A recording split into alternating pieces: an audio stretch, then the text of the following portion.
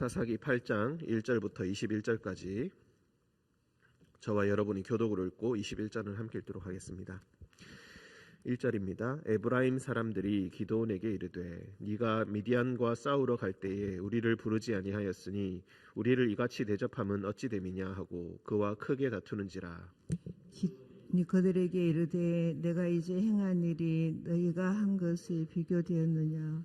에브라임의 끝을 포도가 아비에셀에 맞은 포도보다 낫지 아니하냐. 하나님이 미디안의 방백 오렙과 스앱을 너희 손에 넘겨주셨으니 내가 한 일이 어찌 능히 너희가 한 것에 비교되겠느냐 하니라. 기드온이 이 말을 하매 그때에 그들의 노여움이 풀리니라. 기드온과 그와 함께 한 자 300명이 요단강에 이르러 건너고 비록 피곤하나 추격하며 그가 숫곳 사람들에게 이르되 나를 따르는 백성이 피곤하니 청하건대 그들에게 떡덩이를 주라. 나는 미디안의 왕들인 세바와 살문나의 뒤를 추격하고 있노라 하니 숫곳의 방백들이 이르되 세바와 살문나의 손이 지금 내 손 안에 있는 거냐. 어찌 우리가 내 군대에게 떡을 주겠느냐 하는지라. 기드온이 이르되 그러면 여호와께서 세바와 살문나를 내 손에 넘겨주신 후에 내가 들가시와 찔레로 너희 살을 찢으리라 하고 거기서 분이엘로 올라가서 그들에게도 그들이 그거를 노렐 사람들의 대답도 숫곳 사람들의 대답과 같은지라. 기드온이 또 브누엘 사람들에게 말하여 이르되 내가 평안히 돌아올 때에 이 망대를 헐리라 하니라. 이때에 세바와 살문나가 갈 곳에 있는데 동방 사람의 모든 군대 중에 칼든 자 12만 명이 죽었고 그 남은 15,000명 가량은 그들을 따라와서 거기에 있더라. 적군이 안심하고 있는 중에 기드온이 노바와 욕부하 동쪽 장막에 거주하는 자의 길로 올라가서 그 적진을 치니 세바와 살문나가 도망하는지라. 기드온이 그들의 뒤를 추격하여 미디안의 두세 고마 살문나를 사로잡고 그 온 진영을 격파하니라. 요아스의 아들 기드온이 헤레스 비탈 전장에서 돌아오다가 숫곳 사람 중 한 소년을 잡아 그를 신문하매 그가 숫곳의 방백들과 장로들 77명을 그에게 적어준지라. 기드온이 숫곳 사람들에게 이르러 말하되 너희가 전에 나를 희롱하여 이르기를 세바와 살문나의 손이 지금 네 손 안에 있다는 거냐. 어찌 우리가 네 피곤한 사람들에게 떡을 주겠느냐 한 그 세바와 살문나를 보라 하고 그 성읍의 장로들을 붙잡아 들가시와 찔레로 숫곳 사람들을 징별하고 브누엘 망대를 헐며 그 성읍 사람들을 죽이니라. 이에 그의 세바와 살문나에게 말하되 너희가 다볼에서 주인 자들을 어떠한 사람들이더냐 하니 대답하되 그들이 너와 같아서 하나같이 왕자들의 모습 같더라 하니라. 그가 이르되 그들은 내 형제들이며 내 어머니의 아들들이니라. 여호와께서 살아계심을 두고 맹세하노니 너희가 만일 그들을 살렸더라면 나도 너희를 죽이지 아니하였으리라 하고 그의 맏아들 애들에게 이르되 일어나 그들을 죽이려 하였으나 그 소년이 그의 칼을 빼지 못하였으니 이는 아직 어려서 두려워함이었더라. 함께 읽겠습니다. 세바와 살문나가 이르되 네가 일어나 우리를 치라. 사람이 어떠하면 그의 힘도 그러하니라 하니 기드온이 일어나 세바와 살문나를 죽이고 그들의 낙타 목에 있던 초승달 장식들을 떼어서 가지니라. 아멘. 기도하겠습니다. 은총의 주님, 새날을 허락하시고 말씀과 기도로 하루를 시작할 수 있게 하시니 감사합니다. 주님, 이 말씀 가운데 주님께서 우리에게 어두운 마음을 밝혀주시고 우리가 알아야 할 것들을 주님께서 알게 하셔서 오늘도 주님의 뜻을 깨달아 주의 뜻대로 살아가는 우리가 되게 하여 주옵소서. 거룩하신 주님, 수능을 앞둔 수험생들 주님께서 그 마음을 붙들어 주시고 그 마음의 평강을 허락하사 준비한 것들을 다 잘 발휘할 수 있도록 주님께서 동행하여 주시고 그의 떨리는 마음과 그 떨리는 손들을 주님께서 붙들어 주옵소서. 주님께서 우리와 늘 동행하여 주심을 믿으며 거룩하신 예수님의 이름으로 기도합니다. 아멘. 8장 1절 에브라임 사람들이 기드온에게 이르되 7장 24절을 보시면은 기드온이 사자들을 보내어 에브라임 온 산지로 두루 다니게 하였다. 그리하여서 수로를 즉 요단 동쪽으로 넘어가는 그 수로를 점령하고 있으라라고 해서 유력한 두 방백인 오렙과 스앱을 사로잡게 됩니다. 즉 오렙과 스앱을 잡은 사람들은 바로 에브라임 지파의 사람들이었다. 그런데 그 에브라임 지파의 사람들이 오렙과 스앱을 잡아서 전공을 세운 그 이후에 기드온에게 말하기를 네가 미디안과 싸우러 갈 때에 우리를 부르지 아니하였으니 우리를 이같이 대접함이 어찌 됨이냐, 왜 우리를 안 불렀느냐 하면서 어깃장을 놓고 있습니다. 에브라임 지파는 굉장히 유력한 지파입니다. 당장 여호수아가 이 에브라임 지파의 사람이었고, 이후에 북이스라엘이 이 에브라임 지파가 대표가 될 만큼 에브라임 지파는 굉장히 유력한 지파였습니다. 므낫세 지파인 기드온 형제 지파이기도 하고, 근데 이 사람이 왜 싸우러 갈 때에 우리를 부르지 아니하였느냐, 우리를 무시하는 것이 아니냐라고 하면서 어깃장을 놓는데, 기드온은 이 사람들에게 아주 겸손한 모습으로 이야기합니다. 내가 이제 행한 일이 너희가 한 것에 비교되겠느냐. 에브라임의 끝물 포도, 즉 에브라임 지파에 나오는 그 마지막에 나오는 포도가 아비에셀의 만물 포도보다 낫지 아니하냐. 아비에셀은 자기 집안을 이야기하는 것이죠.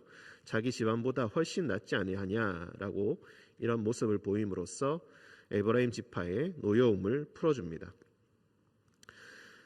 하나님이 미디안의 방백 오렙과 스앱을 너희 손에 넘겨주셨으니 내가 한 일이 어찌 능히 너희가 한 것에 비교되겠느냐.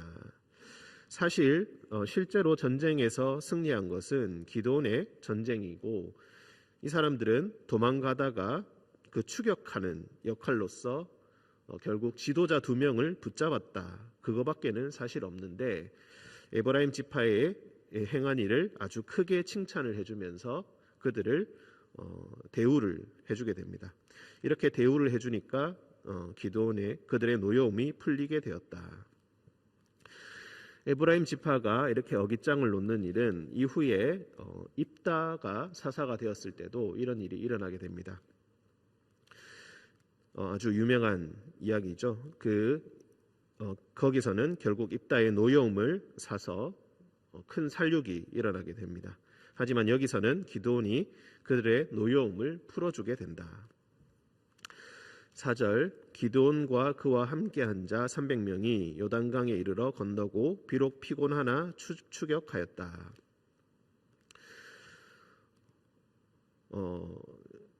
이 4절이 보통 전환점이라고 여겨집니다. 즉 기드온과 함께한 300명이 아주 피곤한 상태였는데도 불구하고 요단강에 이르러서 계속 거기서 멈추지 아니하고 계속 추격을 하게 되었다. 보통은 강을 건너거나 어떤 군사적인 행동을 함에 있어서 큰 결단과 결정을 함에 있어서는 항상 여호와 하나님께 여쭈어 보고 일을 행하는 것이 마땅한데, 기드온은 여기서부터는 여호와께 묻는 일이 없이 그냥 자신의 생각과 자신의 뜻대로 그 일을 추진하게 됩니다. 어쩌면은 항상 표징을 요구하던 기드온의 평소 소심하게 보인 만큼 그 소심한 성격과는 반대되게 굉장히 무리하게 지금 일을 추진하고 있습니다. 왜 이렇게 기드온이 급박하게 피곤하고 지치고 배고픈 이 자신의 병사들을 몰아붙여 가면서까지 강을 건너고 계속 추격을 하는가? 그것에 유의하면서 읽으시면 되겠습니다. 5절, 그가 숫곳 사람들에게 이르되, 요단강을 건너는 그 과정 가운데 요단 동쪽으로 이 숫곳이라는 도시가 있습니다. 이 숫곳이라는 곳에 이르러서 그 사람들, 한마디로 동포들이죠. 그 사람들에게 나를 따르는 백성이 피곤한데 떡을 좀 주십시오. 지금 배가 고프고 지쳤습니다. 내가 지금 미디안의 왕들인 세바와 살문나의 뒤를 추격하고 있습니다. 그러니 숫곳의 방백들이 세바와 살문나의 손이 지금 네 손 안에 있다는 거냐? 자, 7년 동안 미디안의 압제를 당했죠. 7년 동안 공격을 당하고 있는데 어쩌면은 이런 심리가 당연한 것일 것입니다. 지금 그 왕들을 네가 붙잡고 있는 것이 확실하지 않지 아니하느냐. 만약에 네가 이 전쟁에서 진다면은 우리가 어찌 되겠느냐. 즉 우리도 아직 위험하니까 승리가 확실해질 때까지는 우리가 너희를 도울 수가 없다. 바로 이런 입장이죠. 숫곳과 그 이후에 나오는 분우엘도 마찬가지입니다. 이 말을 들은 기드온이 굉장히 진노하여서 7절에 여호와께서 세바와 살문나를 내 손에 넘겨주신 후에 내가 들가시와 찔레로 너희 살을 찢으리라. 한마디로 잔혹하게 복수를 하겠다라는 복수의 결심을 이야기합니다. 그리고 8절에 가서도 똑같이 분우엘에서 똑같은 대답을 얻게 되고 분우엘에서 내가 평안히 돌아오게 되면은 9절에 이 망대를 헐리라라고 이야기합니다. 망대라는 것은 멀리 적군들이 오는 것을 살펴보는 그런 역할을 하게 되는데 이 망대를 헌다는 것은 안전장치 즉 성을 허물겠다라는 것과 똑같은 것을 이야기합니다. 약한 처지에 계속 놓아두겠다라는 것을 의미합니다. 계속 추격하여서 숫곳과 분우엘의 그 거부를 뒤로하고 계속해서 추격하여서 세바와 살문나를 급습하게 됩니다. 갈골에 있었는데 이미 12만 명이 죽고 남은 것은 15,000명밖에 없었다. 하지만 설마 여기까지 따라오겠는가? 적군은 안심하고 있었다. 11절에서 안심하고 있었다. 그런데 기드온이 노바와 욕부와 동쪽 장막에 거주하는 자의 길로, 이 길이 어떤 길인지 구체적으로 알지는 못하지만 예상치 못했던 길이라는 것은 확실합니다. 그래서 이 길로 올라가서 적진을 갑자기 치게 되니까 적들이 도망하게 되었다. 그때 기드온이 그들의 뒤를 추격하여서 세바와 살문나를 사렸고 그 온 진영을 격파하였다. 승리를 거두고 난 이후에 13절에서 기드온이 돌아오다가 이제 숫곳과 분우엘 사람들에게 피해 복수를 감행합니다. 숫곳 사람 중 한 소년을 잡았다. 그리고 그를 신문하였다. 그리하여서 숫곳의 방백들 장로들 77명을 그 이름을 그에게 적어주었다. 누가 방백이고 누가 장로인지 누가 유력한 자들인지 그것을 적어주었다. 그리하여서 15절에서 기드온이 숫곳 사람들에게 말합니다. 너희가 전에 나를 희롱하였다. 그리고 똑같은 말을 하면서 자 이제 지금 내 손 안에 있는 이 세바와 살문나를 보아라 라고 하면서 자신이 전에 희롱하고 무시당한 것에 대해서 똑같이 복수를 하고 있습니다. 그 성읍의 장로들을 붙잡아 들가시와 찔레로 숫곳 사람들을 징벌하였다. 그리고 분우엘 망대를 헐며 그 성읍 사람들을 죽였다.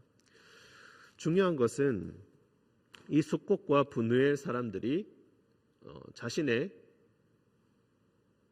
동포들이었다는 사실입니다.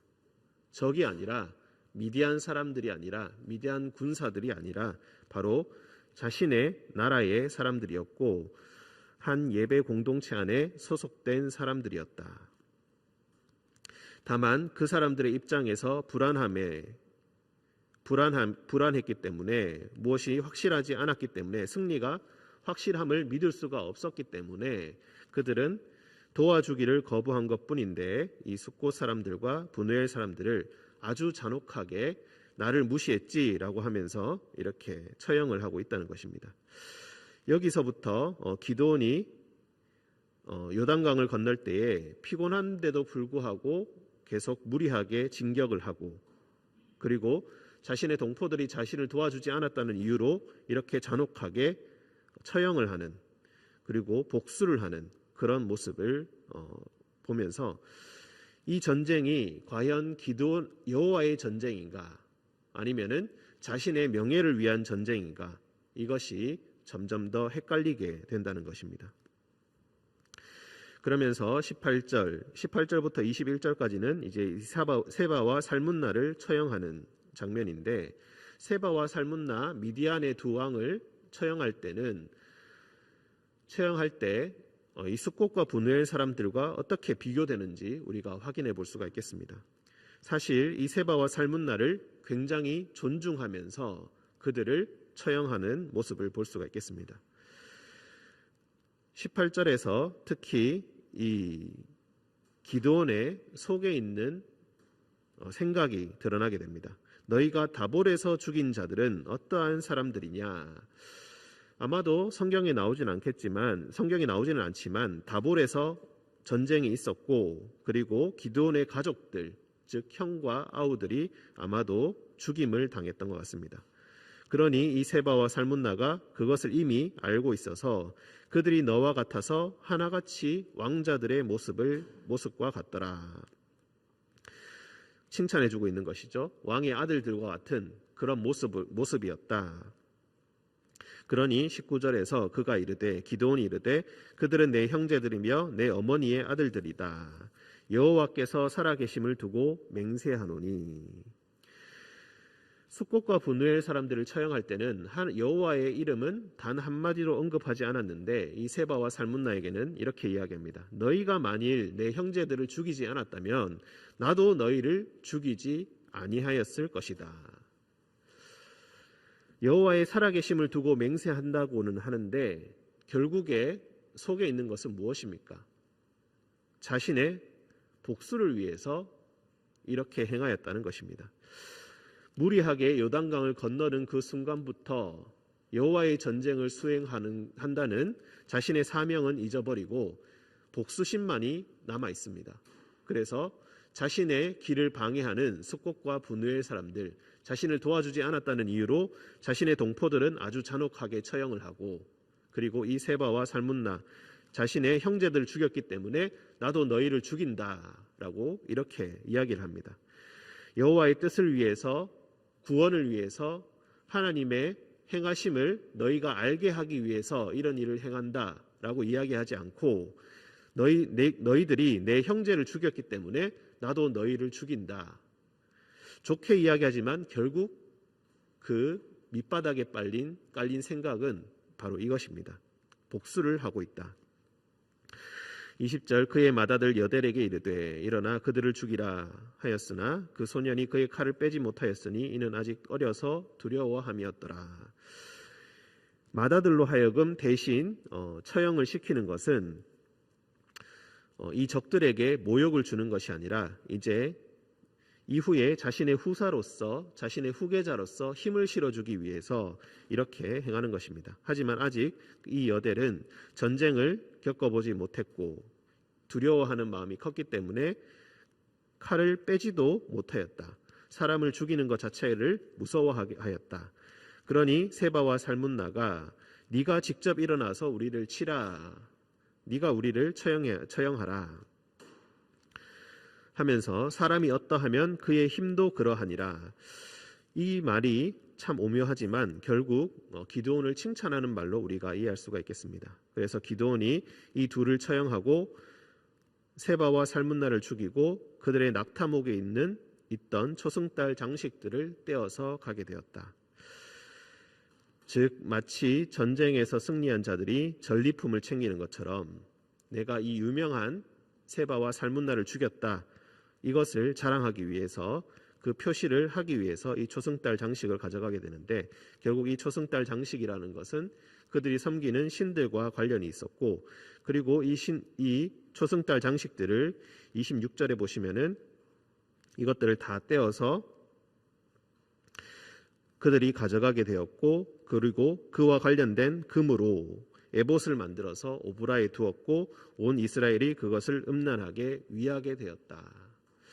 결국 이 모든 기드온의 행동들 하나하나가 그 이후에 있을 비극들을 만들어내게 되었다는 것을 우리가 알 수가 있겠습니다. 하나님의 뜻을 잘 따르는 듯 하였으나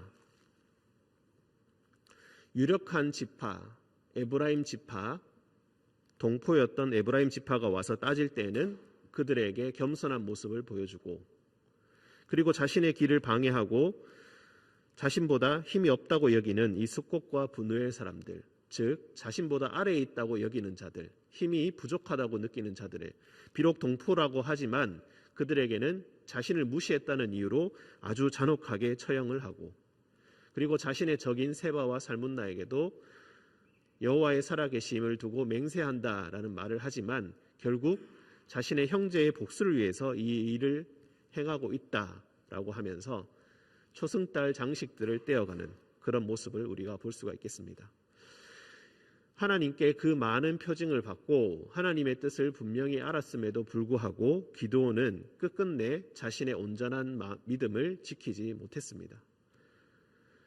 그 길에는 온통 승리가 있는 듯이 보였고 화려함이 있는 듯이 보였고, 그리고 자신의 힘을 과시하는 것에 있었지만 결국 그 안에 하나님을, 여호와의 뜻을 온전히 모시는 데는 실패하게 되었고 여호와의 뜻을 온전히 전하는 데도 실패하게 되었다. 그리하여서 그의 후사들은 결국 큰 비극에 휩싸이게 되고 자신의 서자인 아비멜렉이라는 자가 그 형제들을 다 죽이고 피해 통치를 행하는 그런 모습들을 보게 됩니다. 그리하여서 왕이 되겠다고 분란을 일으키다가 여인이 성벽 위에서 던진 맷돌에 맞아 죽는 그런 비극적인 결말을 맞게 되는 것을 보게 됩니다. 우리는 어떻습니까? 하나님의 뜻을 행한다 라고 하지만 사실 그 속에 숨겨져 있는 동기와 마음은 무엇입니까? 여호와께서 나를 도우시고 하나님께서 나를 도우셔서 모든 일이 술술 잘 풀린다고 느낄 때에, 전쟁에서 승리한다고 느낄 때에, 그때 자신의 진정한 본색이 드러나게 되고 자신의 숨겨져 있던 마음이 드러나게 된다는 것입니다. 그리고 끝내 기드온은 이 시험에서 온전히 그 시험을 통과하지 못하였고 그 이후에 많은 비극이 생겨나게 됨을 우리가 미리 볼 수가 있습니다. 하나님의 뜻이 있을 때에, 그리고 그 하나님의 뜻이 나를 통하여서 잘 이루어진다고 느낄 때에, 이때 우리는 특히 더 조심을 해야 합니다. 하나님의 뜻이 무엇인가를 온전히 지키기가 힘든 때는 모든 것이 잘 안 되고 힘들 때가 아니라 오히려 모든 일이 잘 될 때에 하나님의 뜻을 온전히 기억하는 것은 더더욱 어려운 법입니다. 이것을 이 하나님의 뜻을 마음에 온전히 새기시는 하루가 되시기를 간절히 기원드립니다. 함께 기도하겠습니다.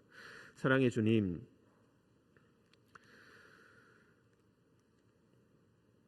기드온의 이야기를 함께 읽으며 하나님의 뜻을 온전히 기억함이 얼마나 어려운지를 다시 한번 새삼스럽게 깨닫게 됩니다.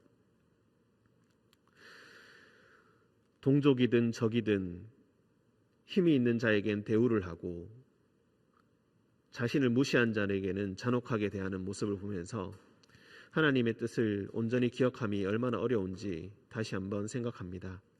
주님, 어떤 상황 가운데 있든지 하나님의 뜻을 온전히 기억하며 하나님의 뜻을 먼저 묻고 그 뜻을 온전히 따르는 우리 모든 성도님들 되게 하여 주옵소서. 거룩하신 주님, 2022년 목회 계획을 수립하기 위해서 담임 목사님 기도원에 들어가 의린교회의 미래를 구상하고 계십니다. 주님께서 성령 충만하게 하시고 건강하게 하시고 지혜를 더하여 주셔서 이 의린교회를 이끌기에 부족함이 없는 모습을 주님께서 심어주시고 온전한 주의 종으로서 주님께서 다시 한번 세워 주시옵소서. 주님께서 우리와 늘 동행하여 주심을 믿으며 거룩하신 예수님의 이름으로 기도합니다. 아멘.